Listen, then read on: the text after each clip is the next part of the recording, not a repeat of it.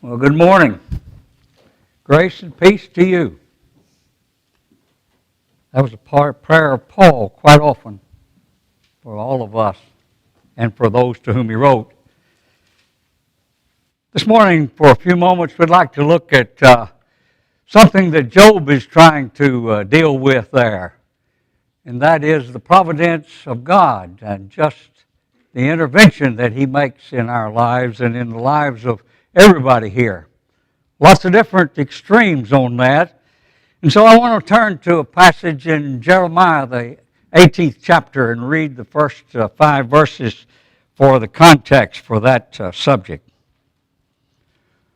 The word which came to Jeremiah from the Lord, saying, Arise and go down to the potter's house, and there I will cause thee to hear my words. Then I went down to the potter's house, and behold, he wrought a work on the wheels. And the vessel that he made of clay was marred in his hand. And he made it again another vessel, as it seemed good to the potter to make it. Then the word of the Lord came to me, saying, O house of Israel, can I not do with you as this potter, saith the Lord? Behold, as the clay is in the potter's hand, so are ye in my hand, O house of Israel. You might think it's kind of strange to have a man go down to the potter's house to hear the word. We usually go to church to hear the word. But when he went, he did what the Lord commanded. And so as he went down there, he went in the door. And as he went in the door, he saw 3 objects that caught his attention. There was the potter. You saw him working. He's working on a piece of clay. And then this third object was the wheels on which he was turning the clay. So he began to think about that, and he looked at it. And that's when the word of the Lord came to him. You know, the potter and the metaphor of the potter has caught a lot of people's attention. In Romans the 9th chapter, and I believe it's verse 24, the Apostle Paul takes this passage and says about the potter that Robert Browning had something to say about it. Ah, he said, note the potter's wheel, that metaphor. Think of that metaphor. And then he says, God, so take us thy work, amend what flaws may lurk, perfect the cup as planned. But then there is others, or there are other points of view about the potter and the clay, and there is the Persian poet Omar Khayyam. I like him for a lot of things. He's pretty good about seeing life as it is and making a good statement about it, but I think he missed it here. This is what he said. He stayed too long himself, too long in the tavern drinking, and he's a little tipsy. They laugh at me for leaning all awry. What? Did the hand of the potter shake? Some there are who tell of one who threatens he will toss to hell the luckless pots he makes. Psh, he's a good fella, and all will be well. You see, Paul and Browning and you and I, we come at it from a different perspective and a different thing, from faith and from believing in God and from believing in the Word, rather than Omar Khayyam. He's a fatalist. He's a deist in a way. You know, I think Benjamin Franklin may have been a deist. Certainly Thomas Jefferson was. And you know, the idea is that God just created the world and flung it out there like a clock, and it just runs, and God went off somewhere else. Doesn't have anything to do with us. You see, that's what Job and his friends are arguing about. Just what is this problem that I'm having, and where did it come from? And what are the circumstances of life? You know, if we look at it like Omar Khayyam, that God just doesn't have anything to do with us and that it's just all fate, we'd find it odd that the Maker could make something that's smarter than itself.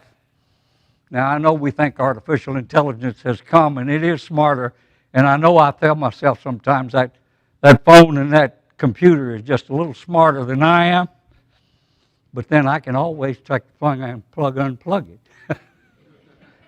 That makes a difference. That still puts me in control somewhat. And so we find it odd that the Maker would create something smarter than himself. He does not do that. God seeks to mold us. There are a lot of passages that intimate that. Hebrews 1 and verse 14, the writer there talking about angels, he says, "Are they not all ministering spirits sent forth to minister to them who shall be heirs of salvation?" That's you and I. So God, through Daniel, says that he intervenes in the affairs of men. In all of the prophets, and even in the Chronicles and Kings that we've been reading, we see how God does certain things and he intervenes in the affairs of life. And so you get two extremes in this. But let's first look at the potter. When you and I look back in our life, we can see the providences of God, that wheel. God is the potter, according to Jeremiah's interpretation, not Omar Khayyam. God is the potter. The clay is Israel or you and I.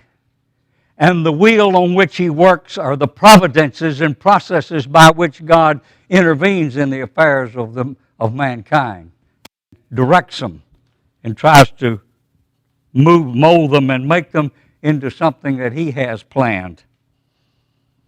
Let's look first at the potter. Now he is working. That's what he noticed. He's working. He's doing something. And this is true of God. Jesus said, "My Father works even until now, and I must work." John 5 and verse 17. And then James says in James 1 and verse 24, you and I need to be working too. There's a part that we do, you see. Be ye doers of the word and not hearers only, deceiving ourselves. He's not only working, when you look at the potter, he's not only working, but he's working constructively. He's making something. He's not just, I've seen potters sometimes and they look like they're just throwing that clay and just letting it just weave this way and then weave that. No, they got some kind of plan in mind. They're working constructively. They want to build something, and that's God. He's doing something too. He wants to build and not destroy. Listen to what Jesus said in Matthew 5. Think not that I am come to destroy the law or the prophets, but to fulfill. He's not an iconoclast. He's not a destroyer. He doesn't come just to tear things down. He's building something. He's working constructively in the lives of people. You know, there are a lot of human wrecks around. Just look around us. Anytime. I walk down the street and I see somebody crippled and they're homeless and they're got all their worldly possessions in a bag on their back. How'd they get there? What things happened to them? You see? But that's not God's causing those wrecks. God's not doing that on all people. A bruised reed shall he not break, nor a smoking flax shall he not quench. Isaiah 42 and verse 3. He's not only working and he's working constructively, but he's working intelligently. He has a dream. He wants something. He wants to make something. And what he wants to make is Christ-like men and women. That's why he sent the Son, that we might see what God is really like among men as a man and try to be that and try to make us like that. In 2 Timothy 2 and verse 21 it says, if a man purge himself, he shall be a vessel unto honor. You see, we're talking about vessels, that we're cups, we're vessels, we're pots, we're something of beauty, or can be, if we let the Master work. The real work that he does to try to improve these damaged and broken lives. And it's a constant struggle up Calvary in order for him to do it. But he can do it. He has this plan in mind. He has a dream. That's why Clovis Chapel said this subject was the spoiled dream. God has a dream for you and me, and we may spoil it. I look back on my life, and I can see a lot of things I'm sorry for. Too much fussing, too much judgment, too much harshness. Ephesians 1, verses 11 and 12, he said, we're adopted children. Here's something of the picture of what he wants for your life and mine. 1 Thessalonians 5:9, for God hath not appointed us to wrath, but to obtain salvation. He doesn't want us to go to hell. That's not his plan for anybody. His plan is that we go to heaven. His plan is that we be something like Christ. Ephesians 2 and verse 20 says, for we are his workmanship created in Christ Jesus unto good works. You know, all the specifics about what God is doing in your life and mine, I don't know those. I can't look back and I can't say, now God did that. God did this. But I do know some things that he is doing. I have some picture of the broad framework of what he's talking about because he's given us that, hasn't he? He wants us to be loving, not loveless. He wants us to be humble, not proud. You say, I'm right, you're wrong, and I'm going to show you how you're wrong. I'm going to do it to you, and I'm going to make you look foolish. I've been there. He wants us to help, not hinder. He wants us to be clean, not unclean, to be kind, not harsh. You know, this is the broad framework. This is what he's making, and this is what he wants us to be. That's why he said in Ephesians 2 there, be ye tenderhearted, kind. I think of how many times. I know my kids tell me some of the things I said in the pulpit and at home. I can't believe I said that. I can't believe I was that, judgmental, harsh, and demanding. That's not what he wants. And so sometimes what God wants, the clay doesn't want and doesn't do. And so we thwart the potter. We resist him. There's something in the clay that resists the potter. And that's what we do. And when that happens, God fails in his purpose. So why does the potter fail? The Greeks they got a lot right. They're pretty smart. One of the things they have is the golden mean. You ever heard of that? The golden mean? That this extreme and that extreme, don't get out on the ends in the middle. That's where truth is. That's where the reality of things are. You'll find them more often in the middle, in the mean, in the average, than you will on the extremes. And that's true in this one. The story's told about, you remember the gospel preachers, the awakening in America. And they'd have these camp meetings, and there'd be preachers all around, and you could go and hear this preacher, and you'd go and hear this preacher. And so this was a premillennialist, a predestinationist, a Calvinist. He's preaching that God is in direct control and tells you every little thing you do. He makes that happen to you. The gospel preacher doesn't believe that. Anyway, they're eating lunch.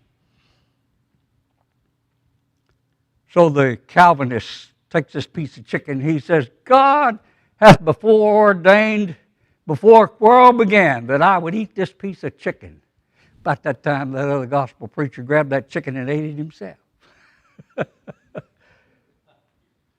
See, there's something else operating besides the predestination of God. That's the extreme, that God is doing every event in life. There's something else working. And then there is the Omar Khayyam, God's doing nothing. That's the other extreme. Somewhere in the middle, there is the dream of the potter, and he is doing something, but we are too. We are too. The potter fails, and we need to ask the question, why does the potter fail? We can't shut that fact out, however amazing it is, that God would fail in something he wants to do. And he can bear the heartache of failure.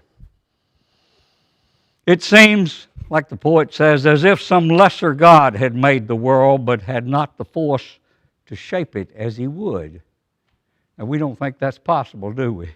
That he can make it, and then he can't shape it like he wants. You know, I hear people say all the time, and I've done it too, God is in control. That's a phrase, that's a popular phrase now. God is in control. I don't know God made Hitler, you know, or Pol Pot, or that he made Israel go worship those Baals. You see, there's something else work here. God fails in his purpose, and it was not because of ignorance on God's part that he failed.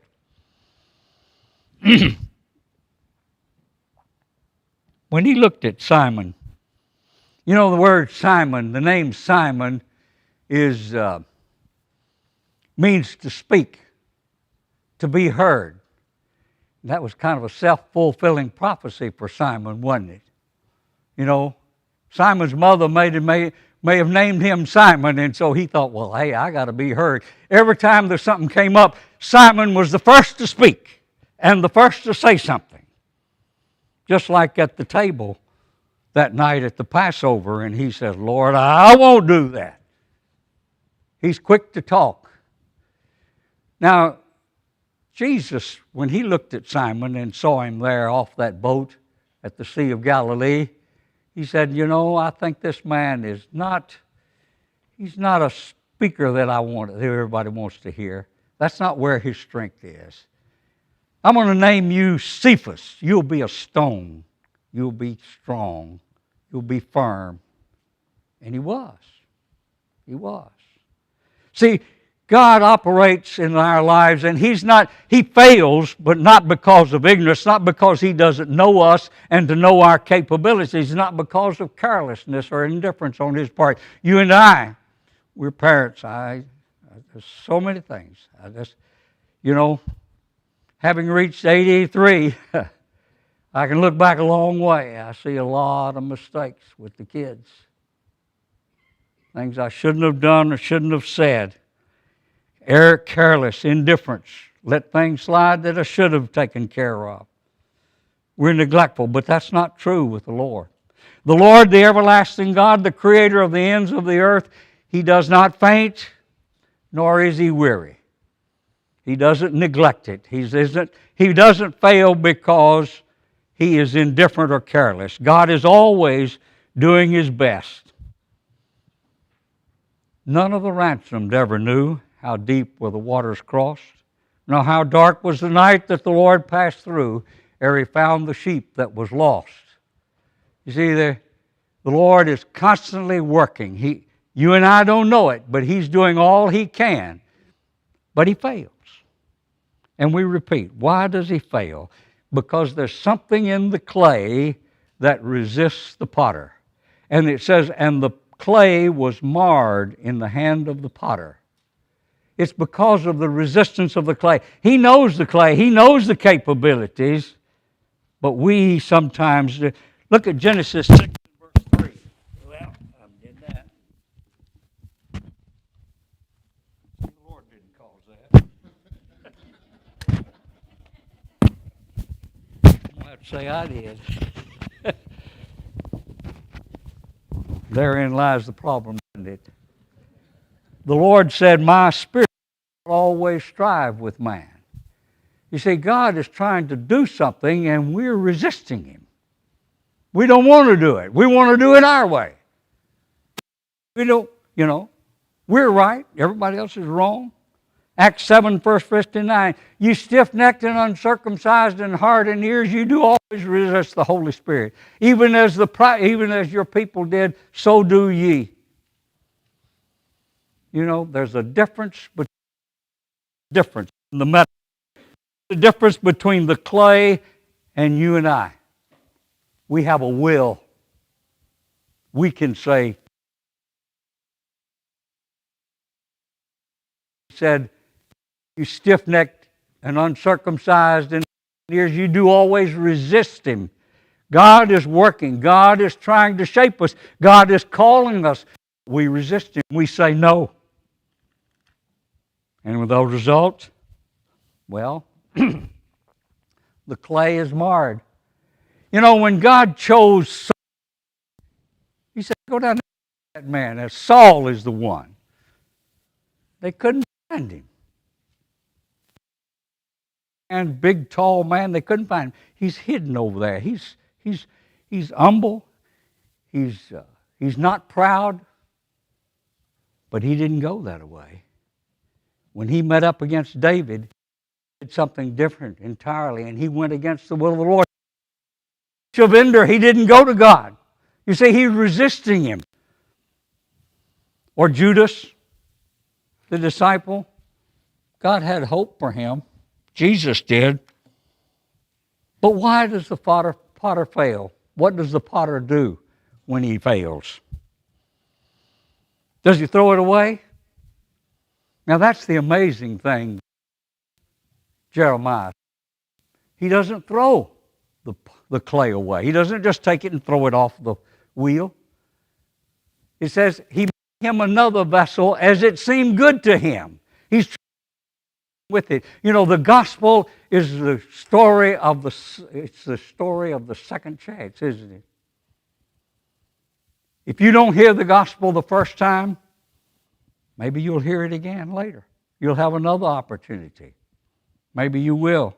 Maybe I will. Maybe I'll do it right the next time. He doesn't give up on us. He tries again. Now that's the gospel, not the gospel. It's the gospel. You know, you remember when Jesus said, Peter said to him, well, Lord, how many times I got to forgive him? 70 times 7? Try that. If he expects me to be forgiving 490 times in a day, how many times is he going to forgive me? Keep trying. If his hand in your life and mine, he's going to try to do something better. But you know, there's something happening here. Suppose he fails the second time, the third time, and he keeps trying. But there's something happening to the clay. It's losing its.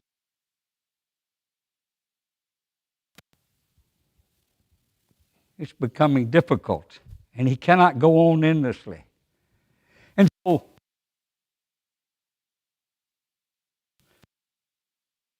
he can meditate upon it, and so he walks out the door, and he's still talking and thinking in his head about what the potter means and how God's acting and why does it mar in his hand.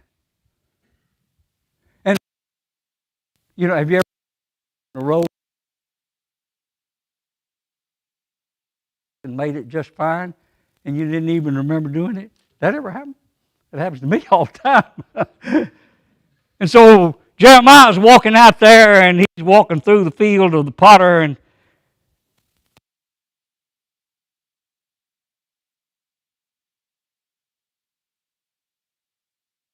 wakes up and looks and he's home the clay. The potter is a potter's feet. He throws away the bad cups. They're thrown away. There's a time when the potter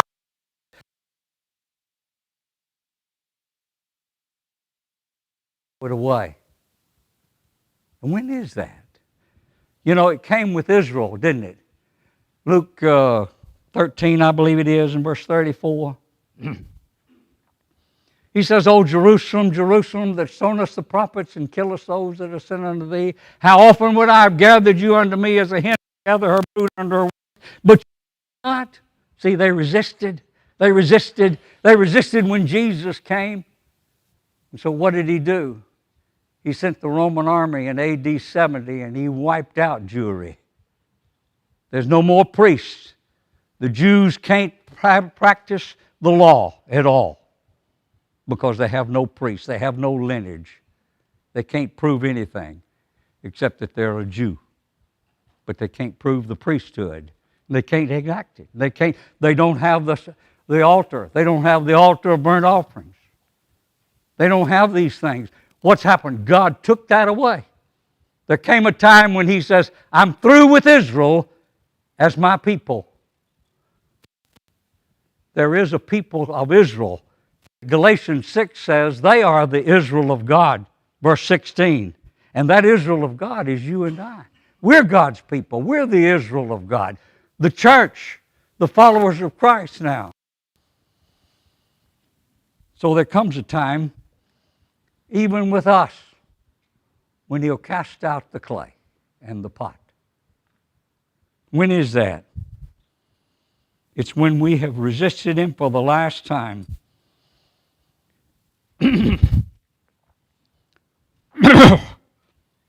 In Matthew, the 25th chapter, He says, "Cast ye the unprofitable servants into outer darkness." When we get to the judgment, God is through with us. When you reach the end of your life, God is through. He's done all He can do. He's going to throw away the unprofitable and dishonorable vessel. But the vessel that's unto honor that He's been able to make into something else, He's going to keep that. And He's going to say, "Come, ye blessed of my Father, inherit the kingdom prepared for you from the foundation of the world."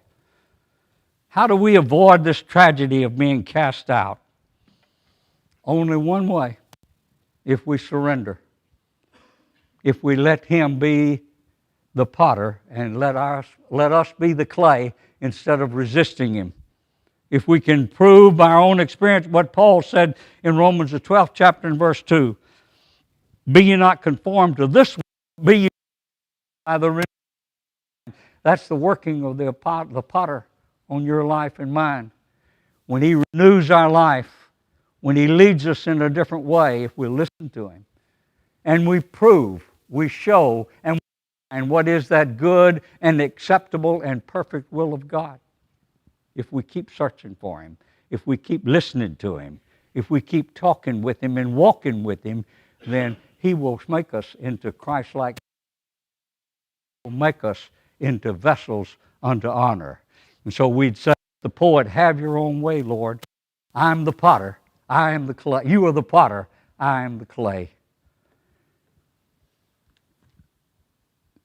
Job is dealing with a very difficult problem, the problem of evil.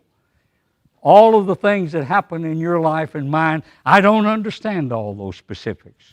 I don't have specifics, though, because I know what God is doing is He is working in my life and yours to make us better people, more like Christ, and bring us to life eternal. If you're here and subject to the invitation, we invite you to come while we stand and sing.